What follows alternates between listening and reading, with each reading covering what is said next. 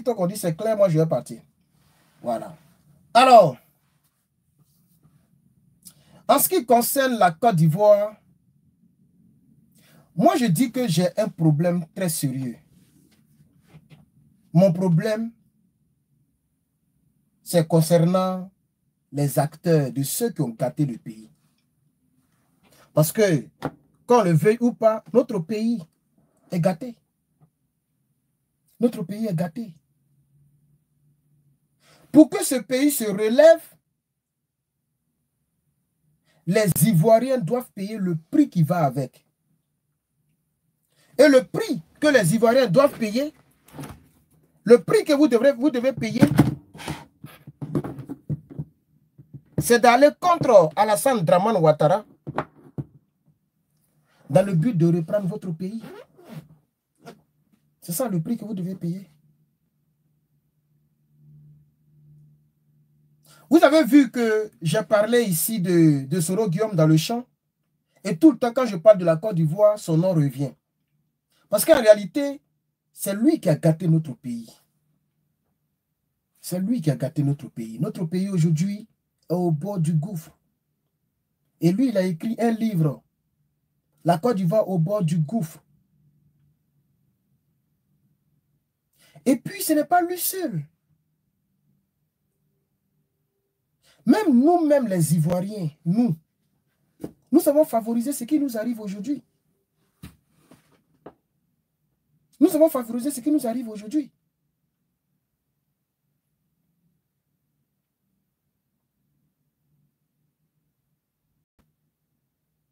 Par exemple, l'ancien parti politique qui est aujourd'hui dernier et qui était premier hier, le PDCI-RDA. En réalité, PDCI-RDA est dernier. La vraie nomenclature, dans le vrai classement des partis politiques en Côte d'Ivoire, nous avons d'abord le PPACI, nous avons le RDA et nous avons le PDCI. Voici les 3 partis politiques de Côte d'Ivoire. Le reste là, c'est la mangécratie qui les fatigue. C'est l'ego. Moi, il faut que j'ai mon propre parti politique, comme ça on va m'appeler président. Et Blé Goudé, un jour, il a dit. Il dit, moi, on m'appelle président parce qu'au moins, je suis président des partis politiques. Donc, on m'appelle aussi président. À ce moment, il faisait beaucoup clash. Bon, pas clash avec Gbagbo. Gbagbo n'est pas son camarade. Mais il attaquait beaucoup le président Laurent Gbagbo. Si vous vous rappelez très bien, quand il venait de rentrer, il dit, moi aussi, on m'appelle président parce qu'il a constaté que Gbagbo Laurent, on l'appelle président. Je n'ai pas encore vissé là, ici, là, non, ça me fatigue un peu. Il y a vissé après, ici, par ici. Les vis là sont encore là. Et ce moment, il est monté. Vous comprenez? Il y a 3 partis politiques en Côte d'Ivoire. GPS, ça, ce n'est pas un parti politique. 1, ce n'est pas reconnu. De 2, il n'y a rien là-dedans. Le GPS ne pèse rien. Imaginez-vous qu'on enlève Soule de Paris. On enlève la guêpe. On enlève qui encore? Même les 2 là. Si les 2 là ne sont plus vivants, GPS est mort. Parce que son président même ivoirien, il ne peut rien faire. Il y a des gens qui pensent que si Soro Guillaume rentre en Côte d'Ivoire, il peut faire quelque chose devant Dramane. Il ne peut rien faire. Ils ont mis un système en place qui fait peur. Soro a peur de Dramane. Soro Guillaume, vous voyez là, même si Dramane dit qu'il faut rentrer en Côte d'Ivoire, il va refuser. Il refusera. Si Dramane dit qu'il faut venir, il va refuser. Il a peur pour sa vie. Il a peur pour les gens qu'il a mis au pouvoir. Mais c'est le sort que Dieu réserve aux traites. C'est le sort que Dieu réserve aux traites. On ne tue pas son propre sang. Quelqu'un qui est né en Côte d'Ivoire devrait être perçu comme quelqu'un qui est de même sang que Herman le Patriote. C'est la rébellion qui a envoyé le discours ethnique, clanique. Sinon moi, quand nous on avait les 10 ans, 8 ans, 12 ans, nous on touche, moi il a commencé à toucher femmes depuis aussi petit, mais ces 6 femmes du là, nous on s'amusait un peu. C'est Mougouli que je n'ai pas fait. Sinon, mais, est-ce que moi, aujourd'hui, il peut me rapprocher de Djoula en Côte d'Ivoire? Ils ont gâté notre pays.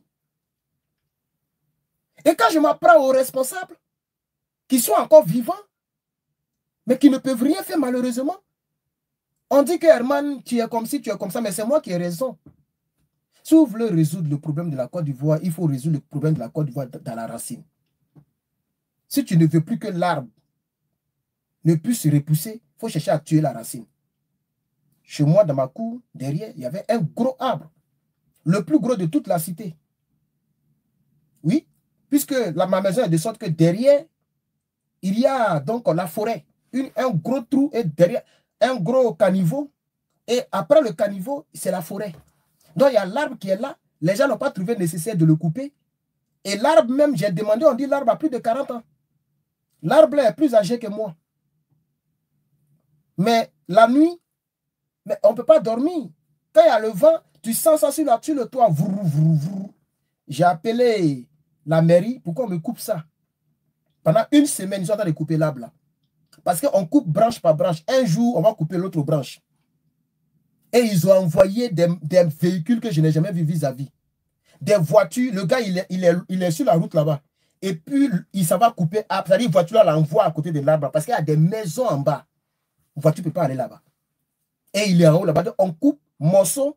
On transporte le morceau en l'air jusqu'à pour envoyer l'autre côté. Et quand ils ont fini, vous savez ce qu'on m'a dit? On dit qu'il faut prendre l'huile de moteur de voiture. Il faut verser ça pendant 3 mois. Pour que l'huile là puisse tuer les racines. Aujourd'hui, c'est le truc là seulement qui reste. C'est-à-dire le mortier là, comme mortier là, en bas là. C'est ça seulement qui reste. Ça ne pousse plus. L'huile là a tout tué. Et même les anciens du quartier qui viennent, ils disent, ah, c'est toi le propriétaire ici? J'ai dit oui. Comment tu as fait? Il dit, j'ai appelé la mairie. Tu as payé combien? Il dit 0. Comment il a payé combien? Moi, quand il a payé, eux-mêmes, la série qui doit me dédommager, payer les racines là sont en bas là-bas. Ça peut même jouer sur la pièce, sur la maison. Peut-être que ça y est en bas là-bas. D'ici 30 ans, ça peut commencer à fendre les murs. On dit, waouh, mais comment tu as... Il dit, je me suis renseigné. Vous êtes là, vous dormez. Moi, je me renseigne. Vous voyez? Ah oui. Alors, bref. Donc, l'arbre, il faut tuer l'arbre à la racine. Et c'est ce combat que je mène, mais pour l'instant, vous ne le comprenez pas. Le problème de la Côte d'Ivoire, c'est la mangécratie. C'est pas un bon français. Est-ce que c'est un bon français? Est-ce que ça existe dans le dictionnaire? La mangécratie. Moi, je vais faire la recherche ici. YouTube, vous êtes nombreux, vous ne likez pas. Moi, vraiment, vous me découragez trop. Vous me découragez. Attends, c'est vous qui êtes les plus nombreux quand je fais mes directs. Après vous, TikTok. Après TikTok, vient Facebook. TikTok aussi, ils ont cessé de tapoter. Ils sont nombreux, mais il n'y a pas de tapotage. Il n'y a pas de fleur, il n'y a rien. Et c'est pas pourquoi vous me boudez, quoi, chers Africains. Moi, je vois aussi les autres directs. Je vois les autres, vous mettez des likes. Pourquoi vous ne likez pas mes trucs? Pourquoi vous ne me soutenez pas? Vous me parlez ici de la vérité. Je ne peux pas faire semblant. Je ne peux pas épargner Blé Goudé, Simone Gbagbo, PDCI, Soro Guillaume. Lorsque je parle de la Côte d'Ivoire, je vais toujours les attaquer. C'est eux le problème de la Côte d'Ivoire. C'est pas parce que je suis du PPACI. Si le PPACI m'était bizarrement, il y a longtemps, je suis sorti. Vous pensez que moi, je suis venu ici pour être ministre? Pour moi, ministre n'est rien devant moi. Être ministre, là, pour moi, ce n'est rien. Moi, je ne suis pas comme les autres qui sont allés en France, ils se sont limités dans Katakata et puis grouillement dans les rues. Moi, je me bats, je sacrifie mes années pour être bien assis demain. Voilà. Donc, je dis ce que je pense, même si ça peut me coûter mes places et mes nominations. C'est de ça qu'il s'agit. Je suis libre, je suis un homme libre. Je considère que c'est le président Laurent Gbagbo seulement qui est encore bon pour la Côte d'Ivoire. Tous les autres là, ils sont en train de chercher comment ils vont remplir leur vilain ventre là. Et c'est ça qui n'arrange pas le pays. Si aujourd'hui les gens ont vendu les terres de Côte d'Ivoire, mais les terres appartenaient à qui? Parlons des terres. Les terres appartenaient à qui? Aux Ivoiriens. Si aujourd'hui les étrangers sont propriétaires terriens, vous pensez qu'ils sont venus? C'est vrai que la rébellion nous a arraché beaucoup de terres. Mais avant même la rébellion, nos parents au village vendaient des terres aux Burkinabés, aux Maliens, aux Guinéens. Je ne suis pas contre ces pays. On est dans la ES. Mais je parle des Maliens, Guinéens, Burkinabés, Nigériens, Sénégalais qui ont voyagé en Côte d'Ivoire. Et puis, la rébellion est venue amplifier la situation. Aujourd'hui, regardez le pays. Un jour, je pense que je vais faire cette enquête-là. Comme je ne sais pas quand est-ce que je vais rentrer en Côte d'Ivoire, je vais faire cette enquête pour qu'on parte me demander. Je vais voir si je peux avoir le dossier concernant les maisons de Cocody, par exemple.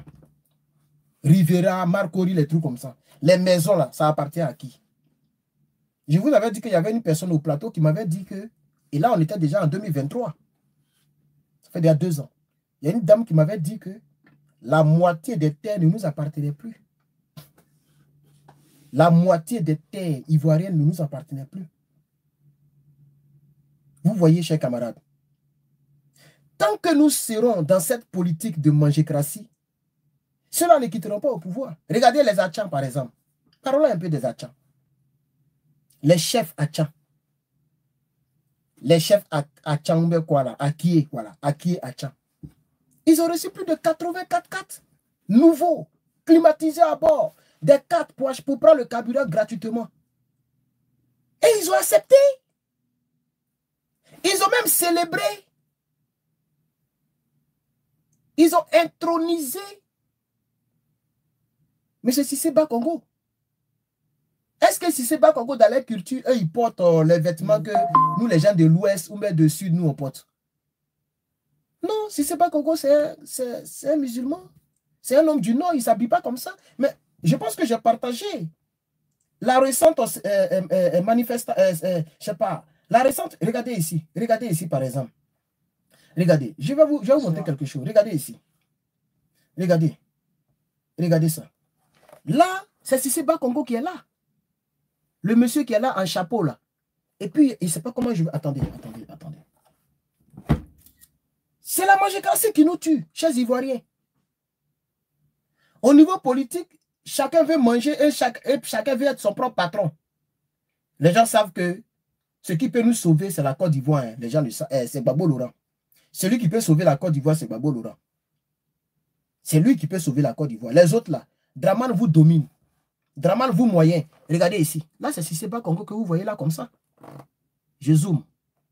Voilà Cissé Bakongo ici. Toutes les personnes qui sont à côté de lui sont des Ivoiriens. Le peuple Achan. Vous voyez? Même le premier ministre qui a aussi ébrillé, je crois, si je ne me trompe pas. Il est là. En donnant la bénédiction et le bâton sacré de nos parents à Achan. Ah, si c'est pas Congo, désolé, Facebook, désolé. Le truc là, c'est pas ça. Je vais faire comme ça. Vous voyez, ils ont donné ici. Voilà, si c'est pas Congo. C'est lui qui tient le bâton. Et tous les autres là sont là. Pourquoi? Parce qu'eux, ils ont donné du matériel. Les Cissé Bakongo ont donné voiture. Et lui, il prend le bâton sacré. Il prend le bâton sacré. Il n'est même pas de la région. Hein. Lui, il a sa région là-bas et puis les rois sur l'autre région. Mais ce n'est pas... Moi, je n'ai jamais vu ça. Quelqu'un ne peut pas être gouverneur du Texas. Il laisse Texas, hein, et puis il vient devenir gouverneur de Californie. Et puis il est partout à la fois. C'est ça qui est là. Si ce n'est pas Congo, là, sa région, ce n'est pas Abidjan. Il n'est pas ébrié. Il n'est pas Achan. Il fait quoi avec le bâton de nos parents? Il fait quoi avec le sacerdoce de nos parents? Voilà quelqu'un qui me dit, par exemple, arrête le tribalisme. Mais oui, problème, est-ce que vous, c'est-à-dire les petits Djoulaoumbe, les petits RDL, là, vous attendez un mot de la bouche de Johnny, de la bouche de Herman, le patriote, ou même de quelqu'un d'autre, et vous prenez le mot, vous employez ça bêtement. Quelqu'un parle de nomination. Quelqu'un parle comment on appelle ça? Sacerdoce sacré. C'est comme si moi, je ne connais rien chez Soro Guillaume. Je ne connais pas leur masque. Je ne connais rien là-bas. Je quitte là-bas à Zikiso, au fond là-bas, en pays d'Ida. Et puis, je m'avais devenu chef du village, dans le village de Soro Guillaume. Ça n'a même pas de sens. Je ne connais pas les incantations. Je ne connais pas je ne connais pas ce qui est leur totem, leur manière de faire. Je ne connais rien. J'arrive dans le village. On dit quand tu viens dans le village, si tout le monde marche sur la tête, il faut marcher aussi sur la tête. Mais je ne sais même pas où les gens marchent. Et puis, je deviens leur roi. C'est ce qui est là. Ça, c'est habillement de roi. Et regardez la chaîne qu'ils ont mis dans son cou. Regardez. Et on lui donne toute la bénédiction. Vous voyez, chers camarades, c'est ça que je veux dénoncer. Et c'est pourquoi quand je parle de la Côte d'Ivoire,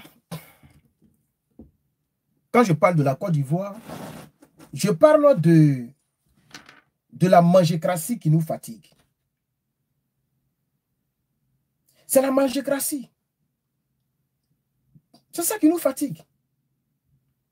Et tant qu'on n'a pas encore réglé le problème de la mangécratie, tant qu'on n'a pas encore réglé le problème du ventre, tant qu'on n'a pas encore réglé le problème des gains personnels, intérêts personnels, en faisant fi des intérêts de la nation, le pays-là ne nous appartiendra jamais. Le pays-là ne nous reviendra jamais. Regardez la commission électorale indépendante. Vous avez vu les déclarations, vous avez entendu les déclarations de M. Kuibier, président inconstitutionnel, illégal de la CEI, mais qui est quand même légal. Parce que normalement, il a dépassé les 6 ans. Quelqu'un d'autre devait prendre sa place. Mais il est toujours président. Il dit que, oui, dans la loi, on doit faire la révision de la liste électorale. Quand l'opposition, ou bien une partie, un parti politique, trouve que la liste électorale n'est pas bonne, on peut faire la révision. C'est-à-dire on fait sortir tout, et puis on discute, on révise, on annule ce qu'on doit annuler. Nous tous, on est d'accord, et puis on va aux élections. C'est ça qu'on appelle la révision de la liste électorale. L'audit de la liste électorale. Monsieur Kuibier a refusé. Il a bel et bien le choix. Il a le choix de faire la révision aujourd'hui et en octobre, on verra qui va vraiment gagner les élections sans problème. Et selon la nouvelle constitution de Dramane Ouattara, que les Soro-Guillaume ont voté, puisqu'en 2016, Soro-Guillaume était en Côte d'Ivoire, il était président de l'Assemblée nationale. Il savait très bien ce qui s'est passé là-bas. Ce n'est pas là-bas où on vote les lois, là. Il a vu très bien ça. Mais pourvu que lui, son gros vote là, c'était rempli de caca, c'était rempli d'argent, du sang, il a tapé l'œil. Ce n'est pas son problème. Est-ce qu'il a lui-même? Il dit, oh, tout ce que Dramane met, il a qu'à mettre. Ça arrange le pays, oh. Ça n'arrange pas le pays. Oh. Moi, Soro-Guillaume, j'ai mon poste. Je suis proche de la présidence. Je m'en fous des Ivoiriens. Je m'en fous de l'avenir du pays. Mais il ne savait pas que 3 ans plus tard, cette même constitution allait le pourrir la vie. Parce que cette constitution empêche Gbagbo Laurent de pouvoir triompher. Ça empêche Gbagbo Laurent de pouvoir être même sur la liste. Ça empêche Gbagbo Laurent de pouvoir avoir, même si on le met sur la liste, mais il y a des femmes qui ont 500 enfants, 800 enfants. On va les faire voter. Kuibier va les reconnaître. Vous allez faire quoi? Or, tant que ça, ce n'est pas réglé et que le pouvoir n'est pas arraché d'entre les mains de Dramane, Soro ne rentre pas en Côte d'Ivoire. Donc, à cause de la mangécratie, il était en train de sacrifier la vie des autres. Parce qu'il se disait que moi et mes enfants, si je meurs, je suis milliardaire, mes enfants sont à l'abri pour toujours. Et tôt ou tard, je deviendrai président, je m'en fous. Voici ses calculs. C'est le karma qui fait qu'il se joue les bons politiciens. Sinon, c'est un salaud. Le problème de la Côte d'Ivoire, c'est la mangécratie. Vous savez très bien qu'en Côte d'Ivoire, Dramane Ouattara donne 100 millions à chaque parti politique à la veille des élections. Donc, il suffit, j'espère que c'est 100 millions, mais il suffit d'avoir un parti politique. Tu as l'argent de l'État. Est-ce que vous le savez au moins? Ce qui fait que tout le monde veut devenir président des partis politiques. Tout le monde veut avoir un parti politique. Comme ça, s'il a perdu, pendant les 5 ans, les 100 millions qu'on va lui donner, il va manger un peu. Au lieu de se mettre derrière Gbagbo Laurent pour arracher le pays d'entre les mains de ce gars, chacun dans son petit parti politique. Comment voulez-vous que Herman le Patriote soit dévoué? Est-ce que vous me connaissez? Vous connaissez ma communication? Je ne suis pas motivé. Quand je parle de la Côte d'Ivoire, je ne suis pas trop motivé parce que les carottes sont cuites. Et je l'ai toujours dit, 2 personnes peuvent sauver la Côte d'Ivoire. Le peuple de Côte d'Ivoire et Dieu. Généralement aussi, Dieu, il laisse les choses faire pour nous donner les leçons. Dieu n'est pas gawa. Il nous a donné le libre arbitre. Toi qui es là, si tu veux mourir aujourd'hui, tu peux mourir. Si tu veux mourir aujourd'hui, si toi tu veux. Parce que Dieu, qu'est-ce qu'il fait? Ta décision, d'abord, et lui, sa volonté est là. Maintenant, si avant de prendre ta décision, tu demandes sa volonté, et que toi-même tu vis selon sa volonté, il va faire de sorte que ce que tu as demandé là, ça arrive. Sinon, c'est ce que tu décides là qui t'arrive. Hein. Si aujourd'hui tu es misérable, c'est toi qui l'as décidé, ou tes parents. C'est tout, c'est pas Dieu. Tu as toutes les capacités de devenir Elon Musk que tu veux. Tu as toutes les capacités de devenir ce que tu veux. Tu peux devenir la plus grande journaliste, le plus grand homme politique, le plus grand écrivain. Mais c'est parce que tu ne commences jamais. Vous-même, vous avez vu l'improvisation du chant là. Imaginez-vous que je rentre dans un studio. Et puis, il y a quelqu'un qui va me coacher, il va dire, bon là, il faut changer la phrase là. Le ton vocal, il faut prendre ça. Il va arranger, et puis ça sort. Mais peut-être que ça là même là, ça peut me rendre riche. Ça peut faire que je peux prendre goût dans la musique. Et puis, je deviens un grand musicien, artiste engagé. Vous voyez, non? C'est tout, il n'y a pas de saucer dedans. Est-ce que Tiken Jah Fakoly a une belle voix que moi?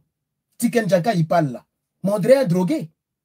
Même quand il chante, oh ja ja, mena maji maja, oh ja, ja ja ja. Voilà sa voix. Mais quand on met la musique, c'est doux. Vous voyez? Donc, en ce qui concerne le destin de la Côte d'Ivoire, Dieu nous regarde. Dieu nous regarde. Hein? Ce n'est pas Dieu qui va descendre pour nous sauver. Et donc, le peuple de Côte d'Ivoire est là, il y aura des morts. Si le peuple de Côte d'Ivoire veut prendre ses responsabilités, il y aura beaucoup de morts. Or, tant que le peuple de Côte d'Ivoire ne prend pas ses responsabilités, ceux-là sont au pouvoir. Aucune politique ne peut enlever ceux-là au pouvoir. Quand je le dis, on dit tu n'es pas optimiste. Non, je suis réaliste. Et moi, je ne fais pas des vidéos pour avoir des vues, ou même pour avoir des abonnés, ou même pour manger monétisation. Donc, je ne suis pas venu pour dire, c'est fini pour Dramane Kodjougou, c'est fini. Ceux qui crient, ça, qui crient là, depuis 2023, quand je suis venu dans la lutte, les gens criaient comme ça. Hein, et j'étais le seul qui disait, mais n'écoutez pas ceux-là. C'est la monétisation. C'est le jet. Et tout ça, c'est ce que j'appelle la politique de mangécratie. Il faut dire ce qu'ils ont envie d'entendre. Comme ça, je vais avoir beaucoup d'abonnés. Je vais avoir beaucoup de vues. Par conséquent, beaucoup d'argent. Puisque là où il y a caca, c'est là-bas que les mouches se rassemblent en grand nombre. On est d'accord? Et la Bible est claire. La voie qui mène au salut. Le salut, ça veut dire la délivrance. Ce n'est pas pour aller au ciel d'abord. Le mot salut veut dire sozo en hébreu, en grec. Sozo. Qui veut dire être, c'est-à-dire tu quittes d'un point A à un point B. Tu es délivré de quelque chose. Tu as reçu le salut. C'est ça le salut. Vous comprenez? Et pour recevoir le salut de tout ce que tu cherches, tu dois sacrifier quelque chose. Ah oui! Même Dieu, pour aider nous les hommes qui sommes tombés dans le péché, à cause de Adam et Ève, la pomme, Sodome et Gomorrhe, etc., etc., pour qu'il vienne nous sauver, pour mettre fin à cela, lui-même, il s'est sacrifié. Lui-même. S'il venait comme Dieu, ça allait être comme bombe nucléaire. On allait tous devenir aveugles, décomposés sur place, ou même secs sur place. Parce qu'on ne peut pas le regarder. Sa gloire, ça n'a rien à voir avec la lumière qui est là, qui m'éclaire là. Ça n'a rien à voir même avec la lumière du soleil. Ça dépasse la lumière du soleil. Si le soleil se rapproche un peu de la terre, on est devenu poudre. Il dit bien un peu seulement. Le soleil que tu vois là. Si ça vient un peu comme ça, on est tous devenus poudre. Imagine maintenant Dieu lui-même. Mais il faut étudier le cosmos. Il faut étudier l'univers, mais tu es devenu fou. L'année passée, on a étudié ce qu'on appelle océanographie. Océanographie. Et le gars nous a montré, c'est dans Amphi, il y a un débat écran géant. Il nous a montré la Terre comparée à la Lune. Mais je vous dis que ceux qui ne croient pas en Dieu, ou même qui n'ont pas la crainte de Dieu, mais vraiment c'est grave. Comment on peut expliquer ça? La Terre où il y a plus de presque 200 pays, des milliards d'habitants. Et puis la Terre est ronde. Donc nous sommes, c'est-à-dire je suis stable à cause de la gravité. Sinon, si tu vois là, on est collé comme ça quelque part. La Côte d'Ivoire, l'Afrique est collée quelque part comme ça. Donc, c'est comme si on est renversé. L'Amérique, c'est comme si on est renversé là, normalement. Mais c'est la gravité qui fait qu'on est collé à la boule. Selon la preuve qu'elle est ronde, quand il fait jour chez toi, il fait nuit chez moi. Parce qu'aucune lumière ne peut éclairer tout un rond. Ce n'est pas possible. Quand il éclaire ici, tout ici là est éclairé, ici il fait nuit. Quand le soleil vient comme ça, tout là-bas est éclairé, là-bas il fait nuit. Donc, forcément, la terre n'est pas plate. Elle est soit peut-être carrée, ronde. Seul Dieu sait. Mais les êtres humains ont dit qu'elle est ronde. Vous comprenez? Même dans les États-Unis, il y a décalage horaire. Dans le même États-Unis, là, il y a des décalages, il y a des coins, il y a 3 heures entre eux et moi. Mais c'est dans le même États-Unis, là. Vous comprenez, chers camarades? Alors donc, je fais tout ça pour vous faire comprendre que le problème de la Côte d'Ivoire, il est très profond. Il commence par l'égoïsme. L'égoïsme. C'est-à-dire, le gars, il voit la vérité et il parle de sorte à ce que lui seul, il gagne.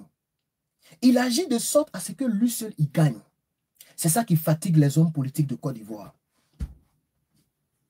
C'est ça qui fatigue les hommes politiques de Côte d'Ivoire. Si aujourd'hui les Américains sont puissants, mais c'est parce que il y a beaucoup de personnes qui ont accepté de perdre leur place. Il y a beaucoup de personnes qui ont accepté de perdre leur place. Par exemple, Californie a accepté de perdre son autonomie totale. Puisque la loi fédérale est au-dessus de la loi de l'État.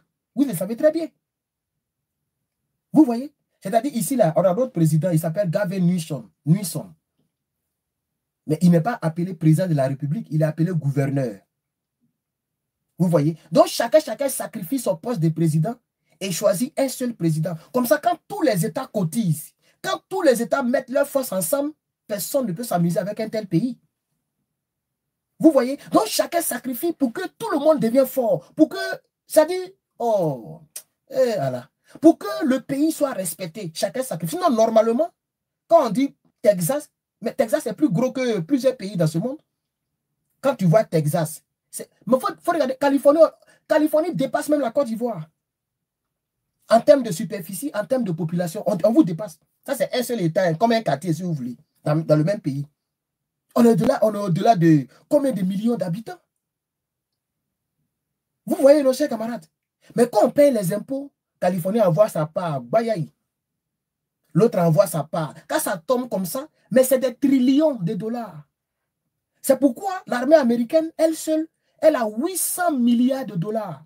Aucun pays au monde ne peut avoir autant d'argent pour mettre ça seulement dans l'armée.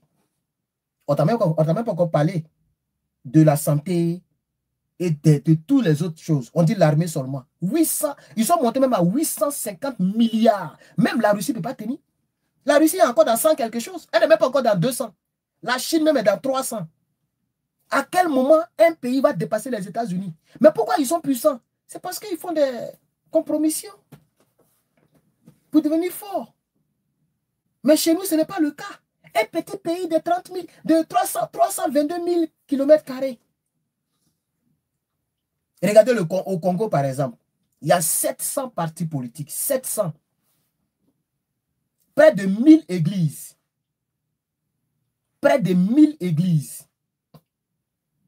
Mais quand on te parle, j'ai le rapport ici. J'ai même fait une vidéo là-dessus que je vais balancer demain.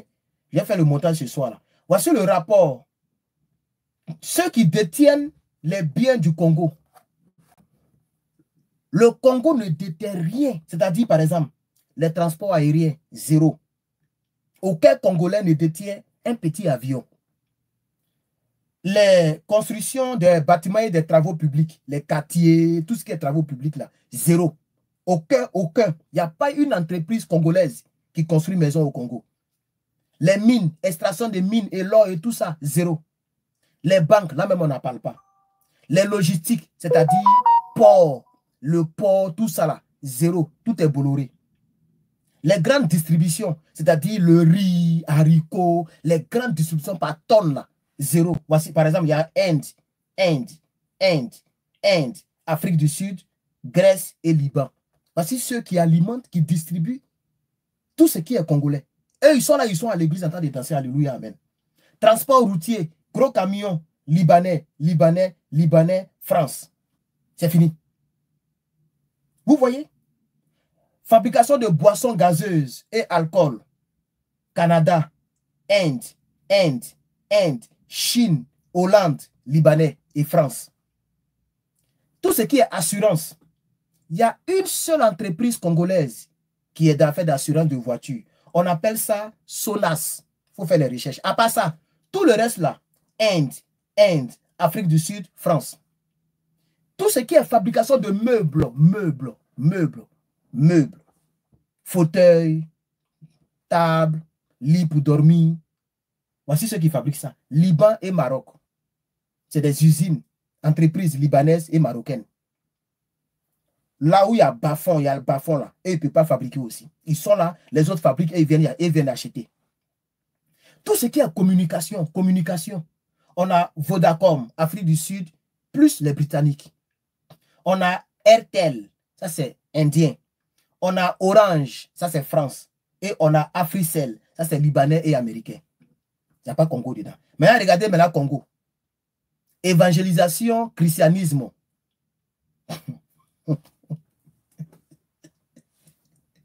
900 et quelques églises. Tout est congolais. Et puis, partis politiques. 700 et quelques partis politiques. C'est ça la triste réalité. Vous voyez, c'est ça la triste réalité. Par exemple, regardez la Côte d'Ivoire, mon pays, la Côte d'Ivoire, par exemple. TikTok là, Facebook, désolé, hein, TikTok là vous bat. Ok, je mets ça comme ça. Regardez mon pays, la Côte d'Ivoire, par exemple. Nous sommes en conférence, hein. On n'a rien préparé. Moi, je suis en train de regarder mes caméras. Regardez, vous ne voyez pas vous montrer aussi. Mais quand ça y est, là, c'est caméra. C'est pour vous donner le rapport que j'ai pris. Sinon, c'est mes caméras, regarde. Je ne regarde pas quelque part. Bienvenue dans cette conférence. On va parler. Quand vous prenez, par exemple, la Côte d'Ivoire, mais tout est appartient à la France. Même la présidence de la République. Présidence de la République est en location. Je ne sais pas si les Ivoiriens le savent. Est-ce que vous le savez au moins même? Avant de parler de José, Matidola, Mola, Didier Drogba, c'est-à-dire les Ivoiriens sont forts dans la vie des autres. C'est comme moi, je sais pas quoi. Je vois les Ivoiriens qui prennent photo des gens. Johnny Pacheco a dit ça à qui? Il va prendre Taliban. José a fait comme ça. C'était là ça, ils sont forts. La vie des autres. L'Ivoirien de Papatoya. Regardez le Burkina Faso, ils ont déjà fait leur première voiture. Ils ont déjà fait leur première voiture. Et ça ne fait que commencer comme ça. Et c'est un Burkinabé qui a fait ça. On a combien d'entreprises? Au niveau de la banque, je sais qu'il y a NCA qui appartient à un Ivoirien. NCA. Gbagbo Laurent avait privatisé une banque. Draman Ouattara a revendu la banque. On dit que c'était la banque. Qui peut me rappeler là? Il y a une banque que Gbagbo Laurent, lorsque les Toubabos ont mis fouté sur lui, il dit, bon, c'est que moi, je vais prendre la banque là. Il a rendu ça pour les Ivoiriens. Draman a redonné ça encore au propriétaire. Donc, le problème de la Côte d'Ivoire, c'est ça. Comme je suis politique, je ne vais pas trop m'apaisantir sur le business. Voilà, la BNI, je crois bien. Banque nationale ivoirienne ou bien investissement, je ne sais pas. Je reviens maintenant en politique. Non, ce n'est pas la BNI, on dit c'est la SGBCI. Voilà, je pense que c'est ça, SGBCI. Le nom là, ça me dit quelque chose. Mais c'est les deux qu'il a, peut-être c'est les deux qu'il avait privatisé. BCC ou bien quoi là. Alors, revenons maintenant. Ça, c'est le business. C'est pour vous dire que même en Afrique, le business ne nous appartient pas. Maintenant, lorsqu'on revient dans la politique, de vous à moi, les gens aiment beaucoup l'émotionnel. Ah, c'est une femme, il ne faut pas l'attaquer. Prenez par exemple Simone Gbagbo. Mademoiselle Simone Gbagbo. Elle est plus mariée, donc elle est mademoiselle. Voilà, on peut dire maman Simone Gbagbo parce qu'elle a des enfants. Est-ce que vous savez qu'on dit madame quand tu es marié même? Ce n'est pas l'âge, on regarde. Hein? Un jour, j'ai dit mademoiselle, j'ai vu les gens me frapper dans les commentaires. Demandez bien. Madame là, c'est toujours accompagné du nom de famille, du nom du monsieur. On ne dit pas madame Simone. Ça n'existe nulle part. Madame Yolande. Ça, c'est pas français, ça. On dit madame Koukounion Yolande. On met le nom du mari. C'est comme ça. On dit madame Macron. On ne dit jamais madame Brigitte. Ça ne va jamais exister. On dit madame Macron. Madame Trump. Madame Obama. Et puis on met Michel. Si elle est divorcée, on dira mademoiselle Michel. Ici, on appelle ça Miss. Miss ou Mrs. Un truc comme ça. Alors, ce n'est pas un manque de respect lorsque je dis mademoiselle. Mais je pense que je vais l'appeler maman parce que c'est une mère. Comme ça ne va pas frustrer Les gens qui aiment toujours rester dans les détails. On parle de politique, vous, c'est les qualifications qui vous intéressent. Les qualifications, il faut la respecter. Qui ne la respecte pas? On vous a dit que je ne la respecte pas? Je dis qu'elle n'avait pas à créer un parti politique. C'est diminuer les partisans du président Laurent Gbagbo. Et c'est casser davantage l'opposition. C'est pareil pour Blé Goudé. On n'entend même plus parler d'eux. Et comme vous savez qu'en Afrique, les gens sont dans les émotions, dans l'onction, dans le fait de trembler, dans le fait de Yako. Donc les gens disent, moi, je préfère soutenir Blé Goudé. Blé Goudé qui a donné sa vie pendant longtemps pour Gbagbo Laurent. Il a donné quelle vie? Est-ce que vous connaissez ce qu'on appelle quelqu'un a donné sa vie? Blé Goudé a fui. Dès que les rebelles ont pris Abidjan, Blé Goudé n'était plus à Abidjan. C'est quelle vie il a donné? C'est les jeunes patriotes qui ont donné leur vie. C'est Gbagbo Laurent qui a donné sa vie parce que les rebelles l'ont trouvé là. On pouvait tirer sur lui. Donc on peut dire que lui, il a donné sa vie. Non, il a donné sa vie. Il a soutenu Gbagbo, mais il était protégé. Il n'était pas en danger. Est-ce que vous savez que toutes les personnes qui l'entouraient là étaient armées? Elles sont en civil. Elles ne sont pas policières, mais elles ont des armes. Ces personnes ne sont pas des policiers et des policiers, mais ils ont des armes. Donc, ils se sentaient en sécurité. C'est pourquoi ils disaient « Oh le cœur, oh le cœur !» Mais quand les Soros sont rentrés à Abidjan, il n'a plus dit « Oh le cœur !» Sa dernière vidéo, il était caché quelque part. Il n'y avait même pas de lumière. Il avait porté chapeau et puis chemise rayée. Il disait aux gens « Priez et jeûnez, priez, ça va aller. Ça va aller. » Dès qu'il a fini, on l'a plus vu dans la rue jusqu'à aujourd'hui. Désolé, quelqu'un m'a appelé, ça m'a un peu... Désolé, je m'en excuse. Mais quand tu le dis, on dit, Herman, mais Blé Goudé t'a fait quoi? Mais c'est pas à moi, il a fait du mal. Est-ce qu'il me connaît ou il va me faire du mal? C'est pas qu'il m'a fait quelque chose. Quand j'attaque Blé Goudé et puis je dis que normalement, ce n'est pas le moment, actuellement le pays est pris en otage. Non, ce n'est pas le moment de montrer les muscles politiques. On se met derrière le chef. Vous savez qu'en Côte d'Ivoire, il y a un seul chef politique. C'est Gbagbo Laurent.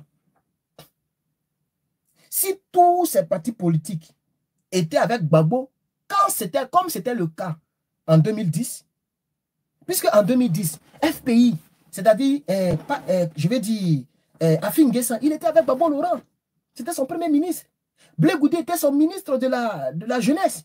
Madame Simone était première dame et puis députée. Donc elle était quand même dans la politique parce que députée, c'est pas en brousse, c'est la politique qui est là comme ça. Elle était députée dans Bobo Medadjamé et elle était là aussi. Elle parlait, elle donnait son mot. Elle donnait son mot. Gbagbo l'écoutait dans le temps. Donc elle avait un poids. Vous comprenez? Et c'est tous ceux-là qui sont sortis pour aller créer des partis politiques parce que chacun veut manger. Le problème d'ego. Vous voyez? Et on ne pense pas au pays. Et les partisans de Gbagbo Laurent ont été dépecés comme ça. On les a découpés comme ça. En face de Dramane, vous pouvez faire quoi? De vous à moi. Toi-même, Blé Goudé, si on met ton nom sur la liste et puis on dit P, tu vas faire quoi devant Dramane? Moi-même, j'ai envie d'aller très loin pour frustrer quelqu'un. Élection sans tricherie, Dramane va battre Blé Goudé. C'est moi qui vous dis ça. Parce que je connais mes frères du Nord. Ils sont très rancuniers et très mauvais. Ils ne vont plus vouloir qu'un BT prenne le pouvoir. Malgré que Dramane a cassé les maisons, il les a fait pleurer. Il les a fait dormir dans des cimetières. Les nordistes sont capables de voter Dramane massivement pour faire barrage à une ethnie. Vous le savez très bien. Blé Goudé, Dramane Ouattara, Dramane bat Blé Goudé. Mais beaucoup vont dire, Herman, ce que tu dis là, c'est pas vrai. Non, c'est pas vrai. Non, c'est pas vrai. Vous dites quoi même? Vous là, vous dites quoi? Est-ce que vous connaissez nos frères du Nord là? Ils n'ont rien laissé encore. Hein? Et chez eux, tout ce que Toussaint a raconté est vrai. Tout ce que les Dramane ont dit là, c'est vrai. Malgré qu'ils sont en train de voir le contraire. Mais les gens continuent de croire. Mais il y a des Djoulab, il y a des nordistes qui disent que même si c'est que les gens racontent de Dramane est vrai et que Blé Goudé et que Sorogium a inventé tout ce qu'il a dit, eux, ils préfèrent mettre Dramane là. Eux, ils préfèrent Dramane comme ça, même s'ils veulent quand nous maltraiter. Ça, c'est l'ego. Vous voyez? Ils se disent que on ne veut plus qu'un Kobla prenne le pouvoir. Pendant que la dette là, c'est nous tous qui serons payés. C'est vous tous qui allez payer. En tout cas, moi, personnellement, je dis bien personnellement, je ne suis pas dedans. Moi, personnellement, je ne suis pas dedans. Mais c'est vous qui allez payer. Si ce n'est pas toi, c'est ton enfant, ou bien ton petit enfant. Ce n'est pas Draman. Draman, tout ce qui est sur son compte, ça va appartenir à Fatangbe et à ses enfants et à son petit frère. Ça ne vous appartient pas. Draman pèse plus de 3 000 milliards. Un seul homme ne peut pas avoir autant d'argent. Est-ce que vous savez que Draman Ouattara est plus riche qu'Obama? Draman que tu vois là. Il est même peut-être plus riche que Donald Trump. Si on veut bien fouiller, si on veut bien creuser là, Draman est plus riche que Donald Trump. Draman, il est tellement riche que lui, il ne fait plus politique pour de l'argent. Là où il est actuellement, là, il ne fait plus politique pour de l'argent. C'est ça la triste réalité. Par exemple, Soro Guillaume, n'eût été les banques qui ont été cassées, Soro ne pouvait pas devenir milliardaire. Le salaire de Premier ministre et le salaire de président de l'Assemblée nationale, ça ne peut pas rendre milliardaire. Ça peut rendre quelqu'un multimillionnaire, mais pas milliardaire. Il faut diviser 1000 millions par 12. Divise 1000 millions par 12. Ça fait combien? Pardonnez, faites le calcul. Essayez de faire ça ici. 1000 millions par 12. On va se comprendre. 1000 divisé par 12. Oh, j'ai mal fait. J'ai mal fait. Aidez-moi dans le calcul là. Attends, je vais recommencer. 1000 divisé par 12. Ça fait 83. Ça fait 83 millions. C'est-à-dire, pour que quelqu'un puisse avoir 1 milliard dans l'année, la personne doit être payée 83 millions par mois. Montrez-moi un poste gouvernemental où on paye 83 millions. Ça n'a jamais existé. Parce que Gbagbo Laurent, quand il est venu, c'est vrai que c'était top secret. Mais Gbagbo, il était tellement simple. Il a dit le salaire. C'est ce qu'ils ont trouvé là. Soit ils ont ajouté un peu, ou bien ils ont retranché un peu. Mais c'est ce qu'il a dit. Gbagbo était payé 9 millions. Gbagbo Laurent, il était payé 9 millions. Premier ministre Pascal Affi N'Guessan, lui, il touchait 7 millions. Et les autres ministres touchaient 5 millions. Comment Soro Guillaume peut peser? Parce qu'à ce temps, Soro Guillaume pesait 260 milliards. Quelqu'un qui n'a même pas fait 10 ans au pouvoir. C'est-à-dire, si tu es payé 83 millions par mois, à quel moment tu vas avoir des milliards en moins de temps? Soro Guillaume, il avait déjà plus de 200 milliards. Il dépassait déjà, comment il s'appelle? Didier Drogba. Est-ce que vous savez que Soro Guillaume, entre 2000, ça dit vers les 2017-2018, là, Soro Guillaume dépassait déjà Didier Drogba. Donc, c'est aussi longtemps qu'il se faisait autant d'argent, il s'en foutait de l'avenir du pays. Il se foutait de l'avenir du pays. Et c'est ce qui arrive avec toutes ces personnes qui sont autour de Draman. Aussi longtemps que ces personnes mangent, elles s'en foutent de ce que le pays va devenir demain. Et c'est ce qui fatigue les gens qui ont les petits partis politiques et qui ne veulent pas se mettre derrière quelqu'un parce que ces gens-là veulent manger. C'est ça la triste réalité. Le problème qui fatigue notre pays, la Côte d'Ivoire, c'est le problème de la mangécratie. C'est le problème de l'égocentrisme. Le patriotisme n'est plus dans le cœur des Ivoiriens. Combien de cyberactivistes se font appeler patriotes? Peut-être que je suis le seul. Combien de cyberactivistes prononcent le mot patriotisme encore? Même Blé Goudé, qui était le président de la Galaxie patriotique de Côte d'Ivoire, il n'a jamais prononcé les jeunes patriotes. Il dit les armes nous ont tués. Il n'a jamais prononcé rebelle et le mot patriote. Parce qu'aujourd'hui, tu te fais appeler patriote, tu es ennemi du pouvoir. Puisque ce sont les jeunes patriotes qui ont fatigué les rebelles. Mais ils étaient moins armés que les rebelles. Les rebelles étaient beaucoup plus armés et appuyés par la France. Sinon, les jeunes patriotes ont retardé le pouvoir de Draman. C'est pourquoi c'est arrivé jusqu'en avril. Et même après avril, c'est-à-dire janvier, février, mars, avril, mai, juin, juillet, août, tout ça là. Il y avait toujours guerre à Abidjan. Les patriotes étaient partout. Les jeunes patriotes étaient toujours dans les villes. Et c'est à Yopougon que l'assaut final s'est déroulé. Vous voyez. Et aujourd'hui, le RDR considère le patriote comme milicien. On les appelait les miliciens. Les miliciens. C'est comme on appelle les VDP. Les VDP d'Ibrahim Traoré, on les appelle les miliciens. Ils ne sont jamais miliciens. C'est des civils qui volontairement prennent des armes pour défendre leur pays. C'est tout. On parle de milices lorsque ces personnes ne sont pas rattachées au gouvernement. Ces personnes n'obéissent pas au gouvernement.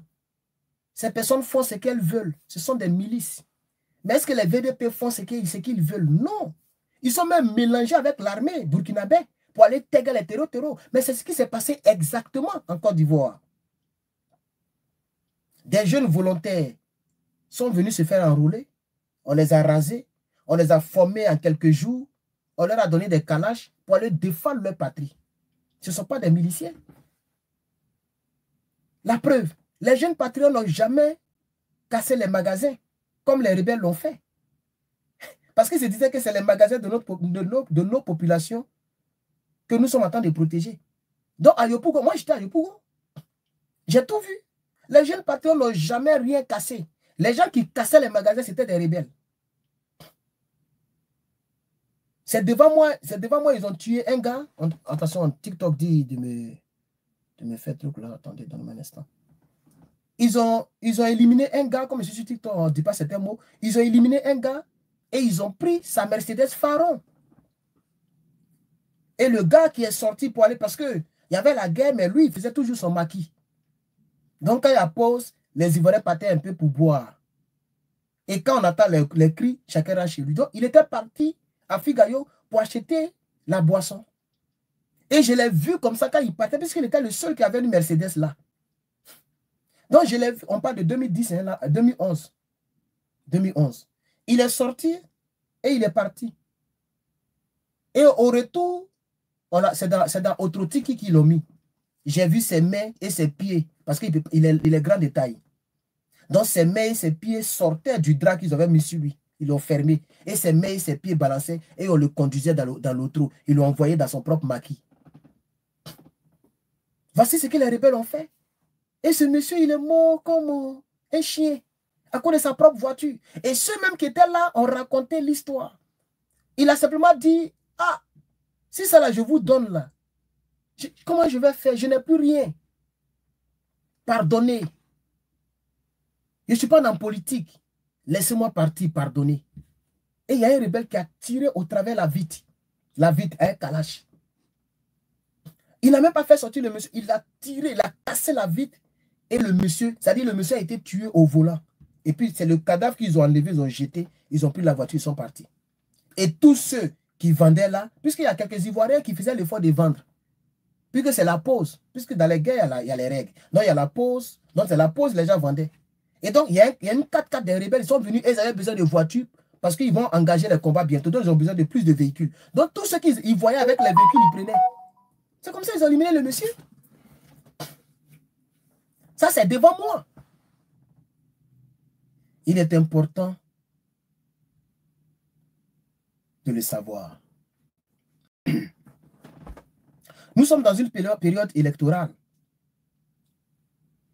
Et il y a M. Afin Guessan qui a demandé au président Laurent Gbagbo de prendre ses responsabilités comme Kona Bédié l'a fait. C'est-à-dire d'organiser l'opposition. Mais Afin Guessan lui-même, il est acheté. C'est-à-dire, vous allez voir, il attend de jouer le jeu de Dramane Ouattara. Et peut-être lorsque les gens... Parce que, qu'est-ce qu'ils veulent, ils veulent faire? Ils veulent faire même chose comme Takabe a fait.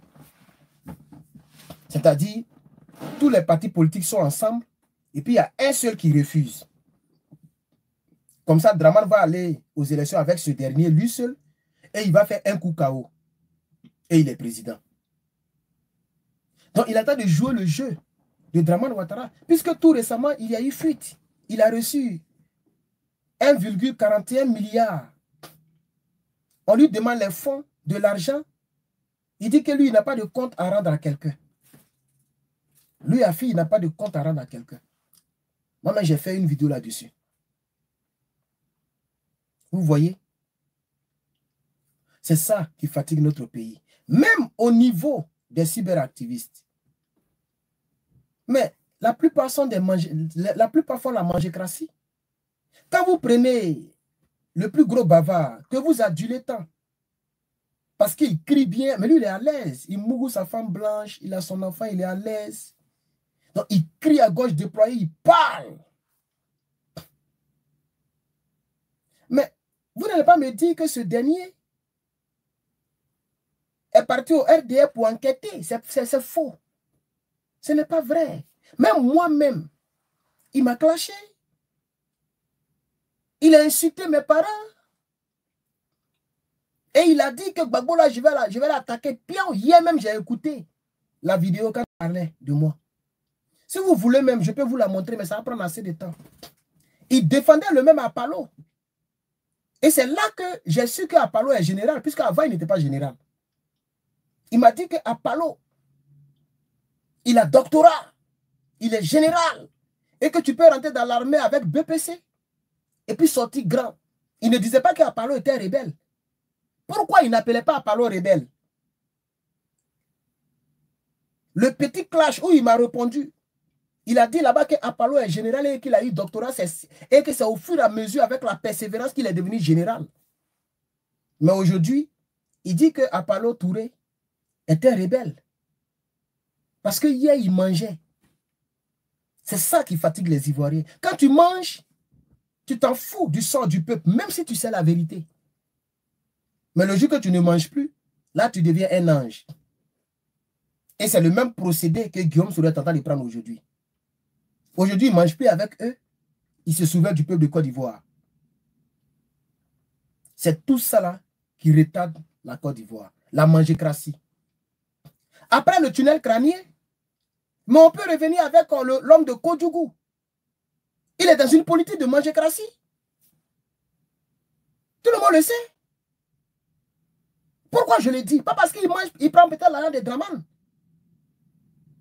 Mais vous allez voir même peut-être qu'il cause avec les cyberactivistes de Draman. Pourquoi je le dis? Mais il cause avec le GPS.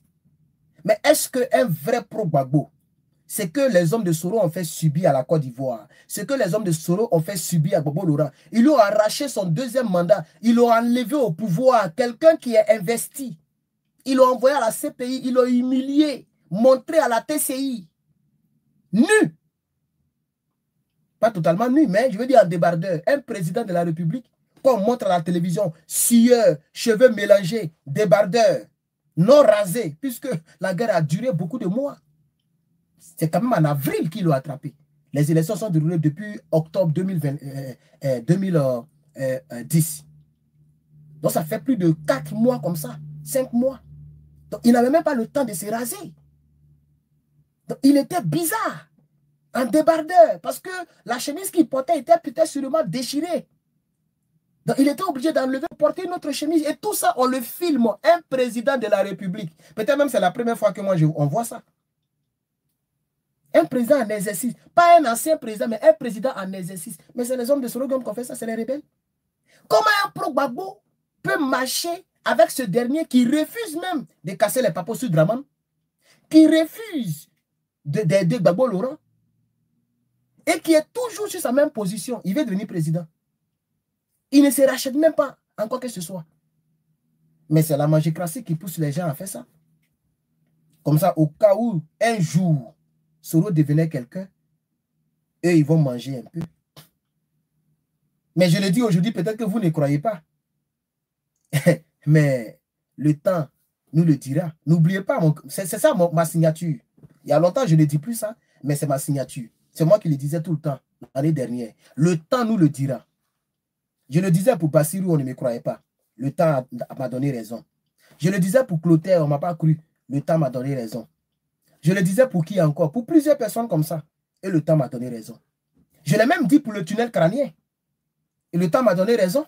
Ceux qui ont regardé toutes mes vidéos, ça y est encore là. Allez-y, regardez, tapez Johnny Pacheco et mettez Herman le Patriote. Mes vidéos ont sorti. Écoutez mes vidéos, je l'ai dit. J'ai dit, lui là, il n'est pas avec le RDR. Lui là, il est là-bas pour manger. Lui là, c'est pas affaire de dire que avant, il disait que c'était par conviction. Et que lui, il est parti par conviction, c'est faux. C'est juste pour manger. S'il était parti par conviction, pourquoi il prenait l'argent par mois? Il pouvait dire non, je n'ai pas besoin d'argent parce que l'argent, ça lie l'homme.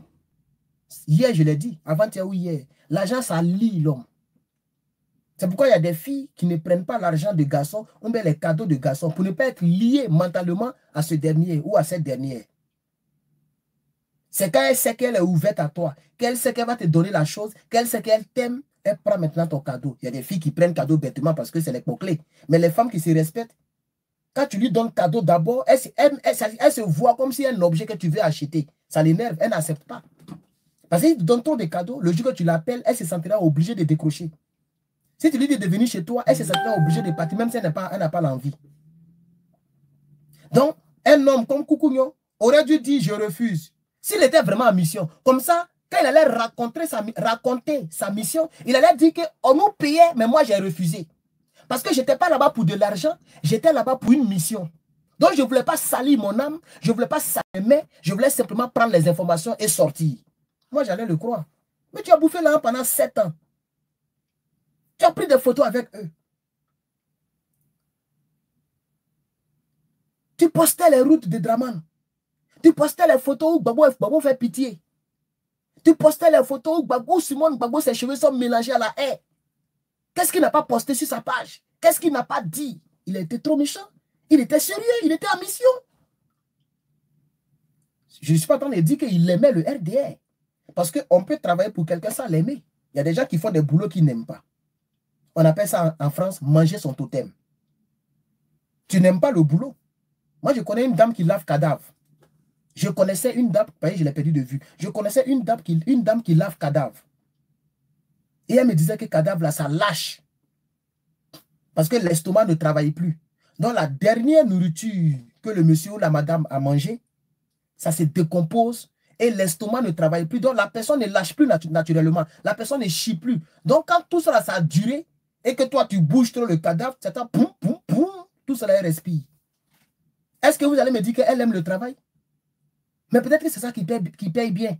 Peut-être qu'elle n'a même pas le choix. Il n'y a pas autre travail. Il y aura mani. Vous voyez? Donc, ce n'est pas parce qu'on aime quelque chose qu'on fait. Peut-être qu'il n'aimait pas le RDM. Il s'est dit que à cause de Gbagbo, on m'a piqué. Il a signé papier d'après lui. Ou bien, là-bas, on ne donne pas l'argent. Ici, au moins, là, cela se rappelle de l'SIB activiste. Moi, je prends pour moi un peu.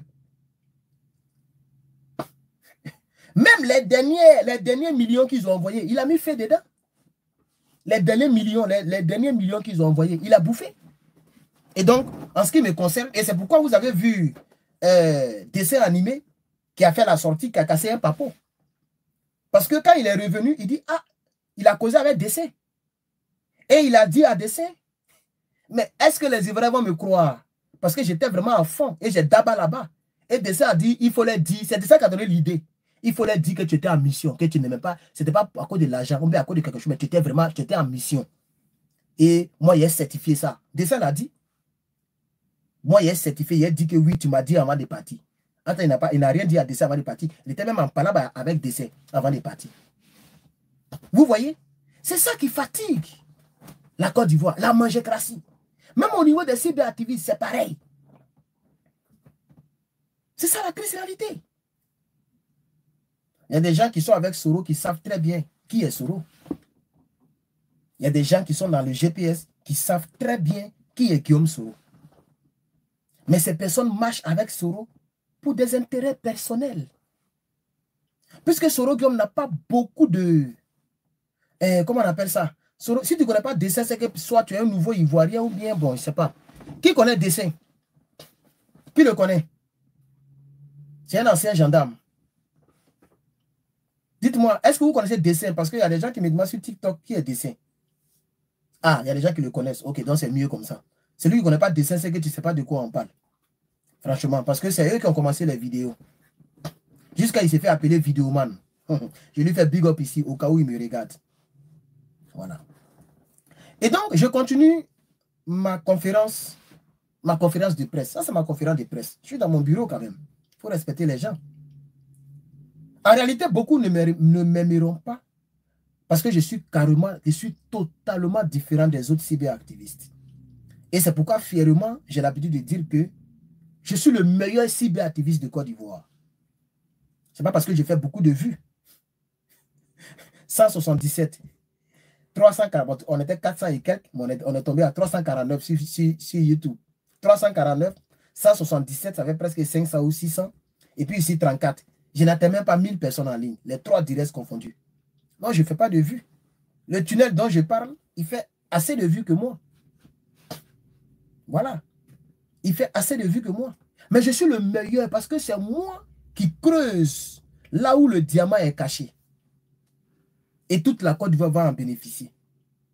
Le problème des Ivoiriens, dans toutes les couches sociales, c'est la mangécratie. L'égocentrisme. Chacun pense à son ventre. Même si moi-même, je voulais être aimé, avoir beaucoup de vues, mais être considéré par plusieurs Ivoiriens, je n'allais pas avoir d'autre choix que de faire l'activisme de mangécratie. Puisque plusieurs personnes me l'ont dit. Il ne faut pas faire trop de directs. Il ne faut pas trop attacher, faut pas attaquer PDCI. Même quand il venait d'arriver nouvellement sur Facebook, il y a plein de... À ce moment, il faisait beaucoup de vues. Si je n'ai rien, c'est 2000 vues en ligne. 2000 personnes, 3000 personnes. Donc après, sous le départ, Babo Koné, c'était moi en termes de vues. Souvent même, il y a Dracel et Babo Koné. Il y a des gens qui me disent que je suis en direct en même temps avec lui. Et moi, il y a beaucoup que lui. Parce que lui n'est pas fort en direct. Actuellement, là, je suis à l'aise. Je fais même pas... Ça, c'est pas direct. Ça, c'est pas direct que j'ai fait. J'ai fait comme si je suis en train de parler. Ça, c'est pas direct. Quand moi, il fait direct, ça, c'est pas direct. Lui, il n'a pas la créativité, au fait. Il n'a pas ce truc-là, ce flair-là. C'est un flair. C'est Dieu qui donne ça. Et puis, il ne parle pas rapidement comme nous. Vous voyez comment Johnny fait là? Parler rapidement. Voilà, lui, il ne fait pas comme ça. Il n'est pas né comme ça. Vous voyez? Donc, c'est les gens qui me disaient, hey, il faut pas... Quand il venait d'arriver, on me dit, hey, il ne faut pas attaquer Soro Guillaume. Hein. D'abord, même c'est avec les Burkinabés d'abord. Je continuais de dire le bouki de Sendou. Et on disait, hey, il ne faut pas attaquer, il ne faut pas faire ça, sinon les Burkinabés ne vont pas te suivre. Et là, j'ai réfléchi et dit, ah, c'est vrai, c'est pas à cause de Draman, je vais appeler Burkina Faso Bouki. Je déforme leur nom. Donc ça, j'ai accepté.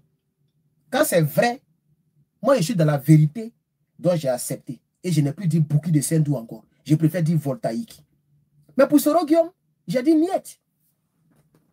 On dit non, si tu fais ça, tu vas pas avoir des vues. Hein, parce que les GPS, la plupart des Ivoiriens, beaucoup sont dans le GPS.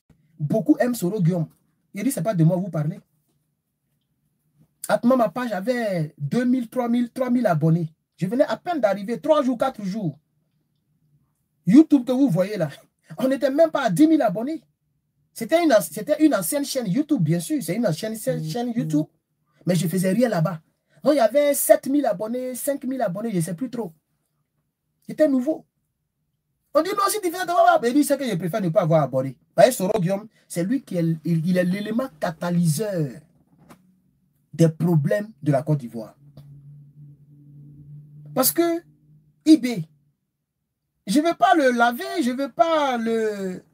Je ne vais pas le sanctifier, mais IB n'était pas en train de faire une rébellion. IB, il avait dans sa tête coup d'État. C'est-à-dire renverser Bédier et renverser Gbagbo. Puisque, pourquoi IB est revenu à la charge en 2002? Parce que ce qu'il a voulu faire en 1999, ça n'a pas réussi comme il le voulait. Il faut comprendre le dossier de Côte d'Ivoire. Hein? Sinon, ils vont vous berner. Ibrahim Koulibaly voulait que Draman Ouattara soit président. Voilà tout ce qu'il voulait. Il n'était pas dans les casses des banques. Il n'était pas dans la rébellion armée. Il n'était pas dans égorger les gendarmes. Il n'était pas dedans. C'est moi qui vous dis. Il voulait frapper un coup. Donc celui qui est là, forcément, ils vont tirer, comme ils ont fait en 2002. Mais ce n'était pas aller à l'Ouest avec le MPCI, aller à la RTI, manger tout le monde. Ce n'était pas ça. Et même, il y a l'une de ses vidéos où il le dit lui-même. Il dit, nous ne sommes pas là pour casser les banques et pour vandaliser les gens. Nous ne sommes pas des truands, nous sommes des soldats. Il parlait à ces éléments. Ça y est sur YouTube. Vous avez déjà vu Soro Guillaume parler comme ça? Soro Guillaume a déjà fait un discours où il dit aux rebelles, ne cassez pas les maisons des gens, les magasins des gens. Jamais de la vie. Tout ce qui l'intéresse, c'est le pouvoir d'État. Il s'en fout. Je n'ai jamais entendu un discours où Soro Guillaume est en train de parler pour dire aux rebelles. Il était maintenant le chef rebelle. C'est que Ibé a fait là. Il n'a jamais fait ça. Mais les gens ont cassé les maisons des ministres à Cocody Rivera. Ils ont cassé les banques à Man, Boaké, Korogo, BCAO.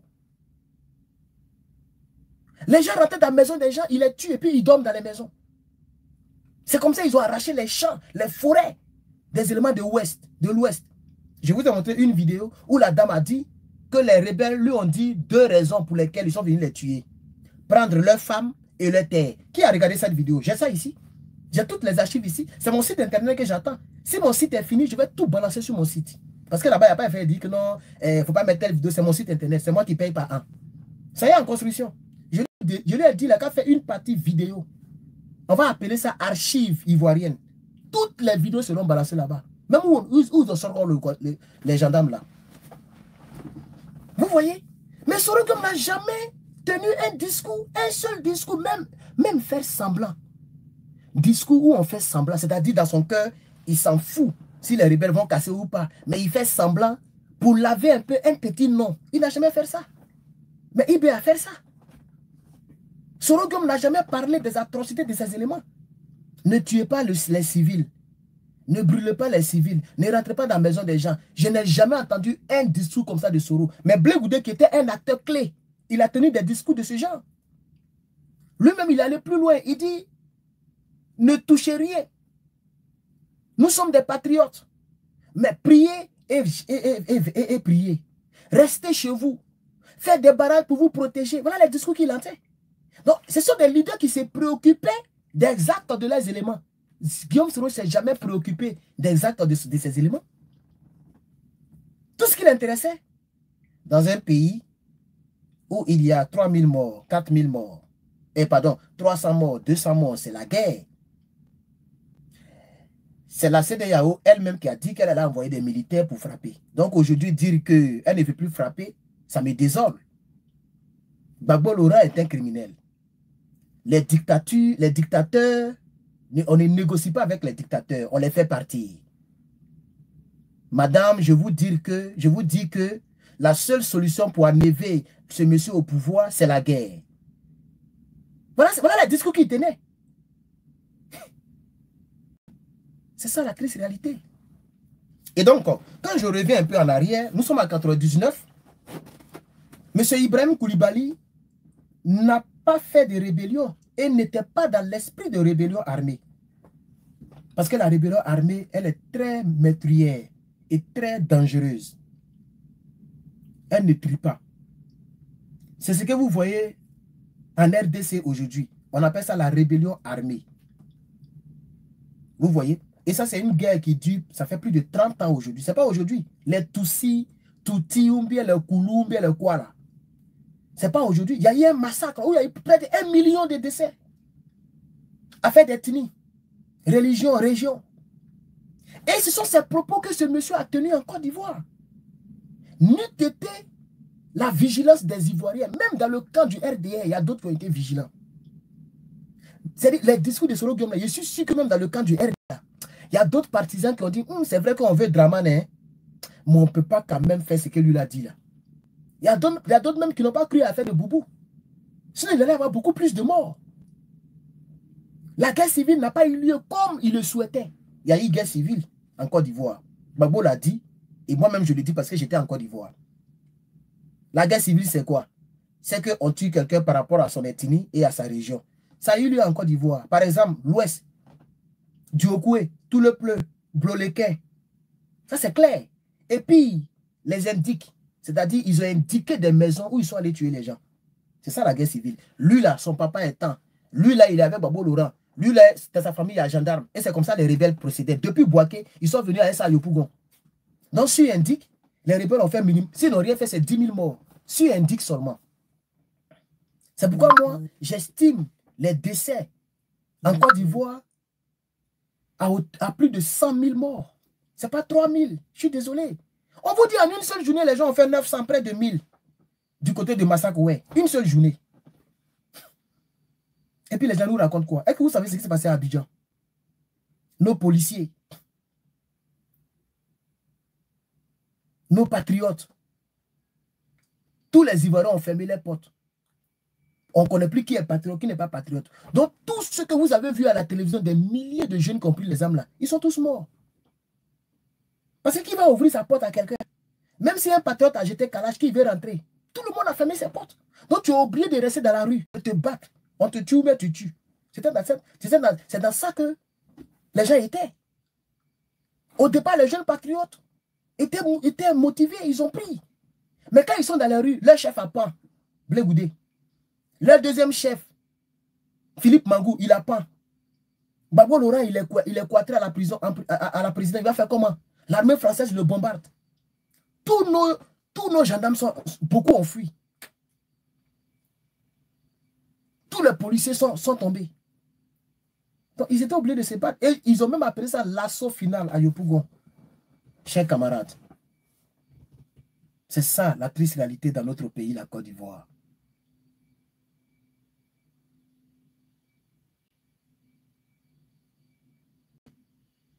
Les lieux sacrés ont été profanés, comme le dit quelqu'un ici. Ils ont cassé les monuments pour ne rien voir de Babo Laurent. Ils ont changé même le logo de la RTI. Le logo que vous voyez là, ce n'est pas le logo de la RTI. Hein. Ils ne voulaient rien voir des Ivoiriens. Ils ont changé le décor de la RTI, le logo même de la RTI. Même l'emblème de la Côte d'Ivoire, quand ils mettent ça en blanc-noir. Allez-y sur la présidence de Côte d'Ivoire, sur la page. L'emblème est en blanc-noir. Vous avez compris ça? L'emblème là, ils ont mis ça en blanc-noir. Ils ont changé la présidence. Ils ont reconstruit ça pour augmenter encore la location. Parce que quand tu as ta maison, que tu mets en location, quand tu la modifies, tu augmentes le loyer. C'est ça la triste réalité. Et donc, je dis que le problème de la Côte d'Ivoire, dans ce direct, la thèse que je soutiens, c'est que les Ivoiriens ont un grand problème. Le problème de la mangécratie. Vous voyez par exemple, un autre exemple, le déguerpissement. Quand on cassait Gesco, ben, Adjoufou ne disait rien. Lorsqu'on cassait Gesco, les autres quartiers précaires ne disaient rien, personne ne manifestait. Et Gbagbo nous a dit ça, il dit les Blancs là c'est comme ça, ils nous ont colonisés. Lorsqu'ils attaquaient les Ghanéens, ceux qui sont à côté du Ghana, c'est-à-dire la Côte d'Ivoire, on dit ça ne nous regarde pas. Quand ils ont attaqué la Côte d'Ivoire, la Haute-Volta qui sont en haut de nous, ils disent ils ne sont pas encore arrivés chez nous, ce n'est pas notre problème. Quand ils ont framponné les Maliens qui sont à côté, ils disent ils ne sont pas encore arrivés chez nous, ce n'est pas notre problème. Et c'est comme ça les Blancs nous ont pris, nous tous. Sinon, si, pendant qu'ils étaient en train d'attaquer le Libéria ou le Nigeria, qui est de l'autre côté, tout cela avait fait bloc, ils pouvaient se limiter là-bas. Ils allaient avoir peur d'avancer. Parce qu'on avait encore des lances. Nos parents avaient encore des pierres taillées. Des lances comme ça. C'est très dangereux. Mais les tribus, chaque tribu ne s'occupe pas de l'autre tribu qu'on attaque. Parce que ce n'est pas lui. Vous voyez? Tant que ça ne touche pas les gens personnellement, ils ne sont pas patriotes. Ils ne sont pas démocrates. Tant que ça ne touchait pas Guillaume Soro, ce n'était pas son problème, tout ce que les Ivoiriens vivaient. Guillaume Soro était président quand Dramane a commencé à casser les maisons. Il était président de l'Assemblée nationale. Il était premier ministre. Et lui-même, ses vidéos parlent où il disait aux gens, mais rentrez au lieu de mourir de faim. Si vous savez que vous n'avez rien fait, Guillaume Soro dit que tout ce que Dramane, tout ce dont Dramane l'accuse, lui, il ne se reconnaît pas dedans. Donc, ça veut dire qu'il se considère comme innocent. Mais hier, il disait aux gens que si tu dis que tu es innocent, il faut rentrer. Twitter est là, Facebook est là, on ne peut rien faire à quelqu'un, rentrer. Aujourd'hui, ça le touche, il est devenu agriculteur, il est en train de faire le textile. Il va au champ, il fait des vidéos, il ne cherche plus à rentrer. En même temps, il est devenu panafricain. Il parle même de Ibrahim Traoré. Pendant que nous, avec Blé Goudé, avec nous, on parlait déjà panafricanisme. On avait même fait notre propre monnaie qu'on appelait le MI. La monnaie ivoirienne de résistance. Parce que quand on a vu de la manière que les banques ont été fermées, ça a frustré le président Laurent Gbagbo. Et c'est ce qui a poussé Poutine à obliger les gens à payer maintenant désormais son pétrole en rouble. Si tu ne payes pas en rouble, tu ne seras pas servi. Parce que ce que les gens qui sont ici ou ici assis là, ce qu'ils lui font subir par le système du dollar, ça le frustre. Donc nous aussi, on avait commencé notre combat. On avait commencé à demander le départ de l'armée française. Ce n'est pas le Burkina, le Mali qui a commencé, c'est nous qui avons commencé. Guillaume Soro était en Côte d'Ivoire. Mais il y a un livre que quelqu'un a écrit qu'on appelle Les instructeurs français. Il faut taper sur Internet, tu vas voir. Les instructeurs français, c'est-à-dire l'armée française est en train de former les rebelles. Les photos sont légion sur Internet. Et les rebelles étaient dirigés par Guillaume Soro. Et Guillaume Soro était tous les jours au téléphone avec les rebelles, avec l'armée française, avec la France. Il s'en foutait du panafricanisme. Il s'en foutait de la libération de notre pays. Aujourd'hui, c'est lui qui remercie Ibrahim Traoré d'être panafricain. Il dit que c'est bien que l'AES ait chassé l'armée française de leur territoire. Or, lui, il a utilisé cette même armée pour tuer ses frères. Pourquoi aujourd'hui il est devenu panafricain? Parce qu'il ne mange plus avec eux. Il ne travaille plus avec eux. S'il mangeait avec eux, il était actuellement au RDR. Si Draman avait honoré le deal de l'an 2020, parce qu'en réalité, en 2020, c'est Soro qui devrait être président. Si Draman avait honoré, il était avec lui jusqu'à aujourd'hui. C'est parce que Draman n'a pas honoré qu'il est sorti de là. Ce n'est pas parce qu'il n'aime pas la gouvernance de Draman, c'est faux. C'est faux. C'est faux, c'est archi faux. Puisqu'il a refusé d'être un pampin entre les mains de Draman, c'est-à-dire un mouton. Mais il ne veut pas suivre Draman bêtement. Parce que Draman l'a blagué. Et s'il venait au congrès du RADP, ce qui lui a fallu son poste, s'il venait, il allait être comme les Bochos. C'est-à-dire, on va le nommer quelque part, et puis c'est les Draman et puis le Ténébiraïma qui allaient diriger. C'est ce qu'il ne veut pas. Et c'est pourquoi il n'est pas prêt pour se mettre derrière Gbagbo Laurent, parce qu'il veut tout faire pour devenir président. Puisqu'il s'est dit quoi? Si moi j'ai quitté le poste de l'Assemblée nationale où je mangeais bien, j'étais bien, si je viens derrière Gbagbo, ce n'est pas sûr même que je serai ministre. Ou si je suis trop devenu, peut-être je serai ministre de l'Éducation, ministre de la Jeunesse. Ça, c'est trop petit pour moi. Donc, je ne suis pas prêt à me mettre derrière Gbagbo. Parce que j'ai déjà eu ce que Gbagbo va me donner là. Moi, j'ai déjà eu ça avec Draman. Or, le problème pour les Ivoiriens, tant qu'ils mangent, ils s'en foutent des autres. C'est ça le problème des Ivoiriens. Donc, il s'est dit que ce que j'ai refusé avec Draman là, je n'ai pas couru derrière Gbagbo à cause de ça. Parce que j'ai refusé à l'autre côté. Donc, s'il y a un poste que Guillaume cherche, c'est le poste d'État, de chef d'État. Or, Guillaume Soro ne peut jamais arriver au pouvoir par les élections. Ça encore, ils vont dire Herman, il est bizarre. Vous le savez très bien. C'est quel Ivoirien, vrai Ivoirien qui va voter Guillaume Soro? De vous à moi. Vous pensez que les Ivoiriens se limitent à Soule de Paris et puis la guêpe? Vous pensez que c'est les Ivoiriens qui sont là? Les Ivoiriens ne se limitent pas à Herman le patriote. Sinon, il y a longtemps, on a chassé Draman Ouattara. Si les Ivoiriens se limitaient à Herman le patriote, demain on prend le riz, on en est Draman. Mais je suis seul. Je suis singleton. Je ne peux rien devant le peuple de Côte d'Ivoire. Je ne peux rien devant la volonté populaire. Je ne suis rien, je ne peux rien. Je suis un. J'ai 10 doigts, 10 orteils, un anus, et puis une bouche. À quel moment je vais faire mobilisation populaire? Je ne suis pas riche. Même si je suis riche, c'est zéro, c'est doi. Soro est riche, il est riche, et puis il ne peut rien faire à Draman. Donc, ce n'est pas parce que vous voyez les Soulés qui parlent, les autres Amira qui parlent, les Guêpes qui parlent, que vous allez penser que Soro Guillaume peut être voté par les Ivoiriens. Le tunnel crânien a démontré qu'il y a deux réalités dans ce que nous faisons comme politique. Il y a la réalité virtuelle et il y a la réalité. On appelle ça sur le terrain. Ah oui! Ah oui! Quand vous voyez les gens qui disent qu'ils ont des chaînes YouTube, business, entrepreneuriat, mais tu vois même chaise où il est assis dedans là, chaise là est fatiguée. Habile est vilain, c'est même pas repassé. Mais lui, il dit comment avoir 100 $ par jour. C'est des vidéos que je n'ai jamais regardées. C'est des menteurs. Vous pensez que quelqu'un a découvert un secret pour avoir 300 $ par jour, 500 € par jour. Et puis il va venir sur Internet pour faire beaucoup de vidéos pour se casser les nerfs. Pour avoir petite monétisation de Facebook qui ne paye pas bien là. Pendant que lui, il a comment avoir 500 $ par heure. Mais il va passer tout son temps là-bas. Il ne va jamais te dire la vérité. Vous ne connaissez pas la méchanceté de l'homme noir? L'homme noir connaît comment avoir 500 € par jour. Et puis il va venir te dire ça sur Facebook. C'est doi. C'est des menteurs. Si tu veux, faut regarder les vidéos. Tu vas voir que tu n'as rien compris. Du début à la fin, tu ne peux même pas commencer à faire pour toi-même. Parce que tu n'as rien compris. C'est le titre qui est joli. C'est ça, c'est dans ça que nous sommes, chers camarades. Ce n'est pas parce que vous voyez la guêpe faire des vues.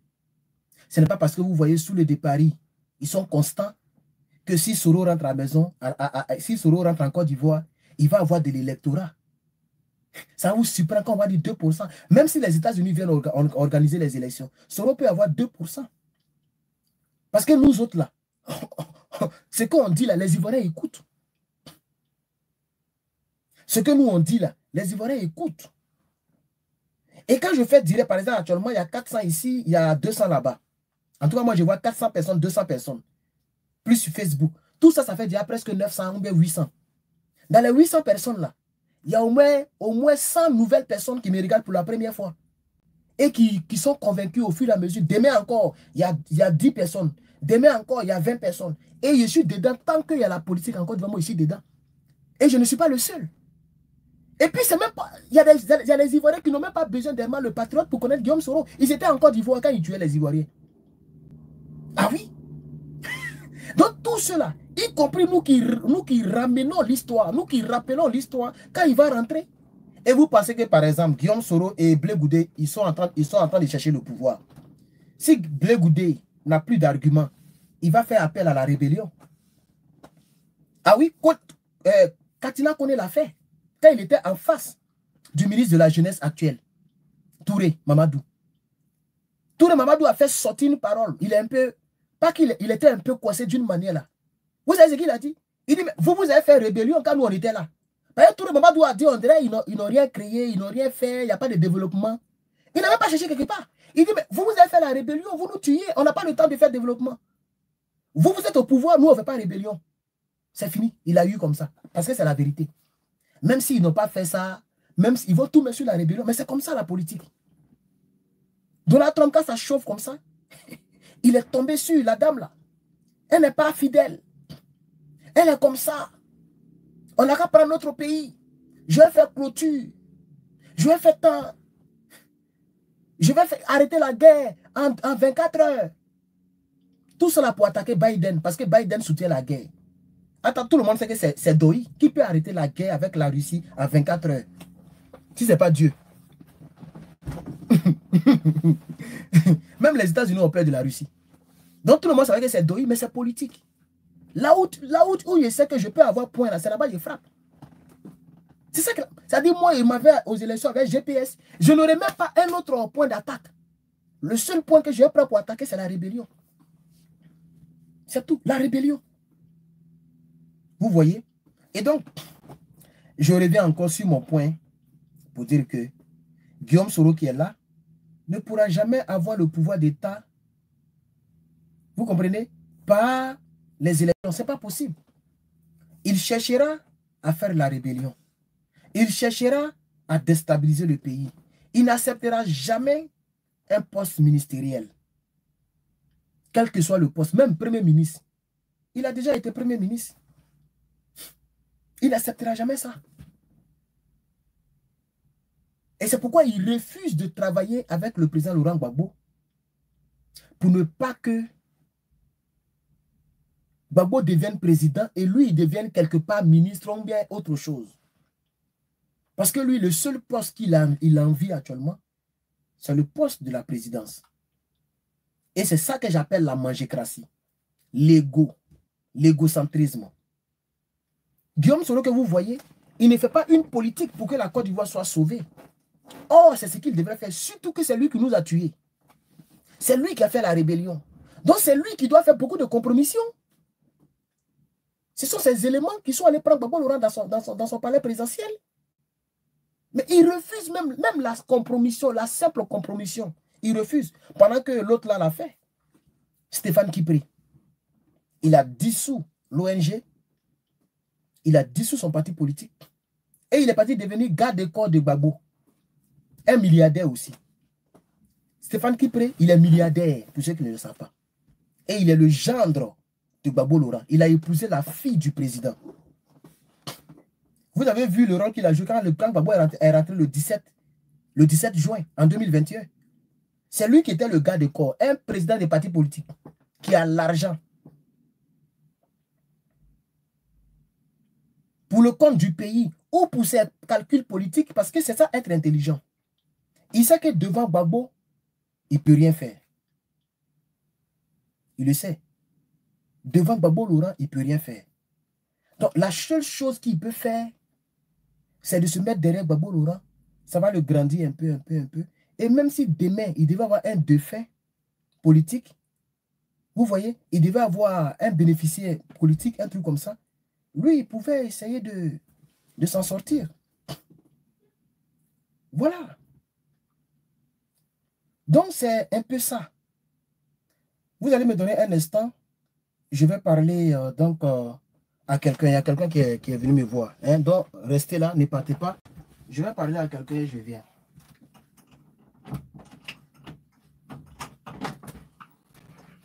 Hey, how are you? Hey, what's up, brother? Good. No, other way. The way? Oh, So I put your paper here.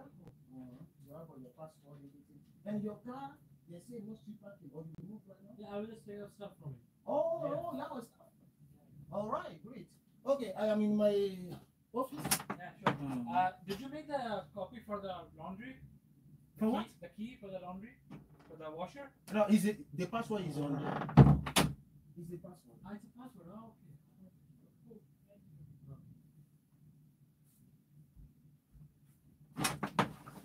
So, donc vous comprenez, non? Et donc, c'est un peu ça. Je voudrais que les Africains, surtout les Ivoiriens, comprennent que nous sommes vraiment dans un problème délicat. Le problème de l'égocentrisme, ça nous fatigue. Le problème de l'égocentrisme, ça nous fatigue énormément. Donc, comme il est déjà un peu tard et je dois aller faire un travail avec un monsieur, je vais vous laisser pour l'instant. Nous sommes à 1h40, ça fait beaucoup de temps. Mais on se prendra encore aujourd'hui ou peut-être demain. On se prendra aujourd'hui ou peut-être demain. Voilà, pour continuer la lutte, pour continuer le combat. Voilà. Malheureusement, les Ivoiriens n'aiment pas Les Ivoiriens n'aiment pas la vérité au fait. Les Ivoiriens n'aiment pas la vérité. C'est ça qui nous fatigue. Et l'égocentrisme, ça aussi, ça nous fatigue. Donc moi, je souhaite que les gens puissent me faire confiance. Voilà, je souhaite vraiment que les gens puissent me faire confiance. Et donc, je vais revenir, ok, d'ici 1h ou bien demain. Je voudrais vous dire merci, que Dieu vous bénisse, portez-vous bien comme quelqu'un m'attend. Je vais partir et je reviens tout à l'heure. Je vous remercie.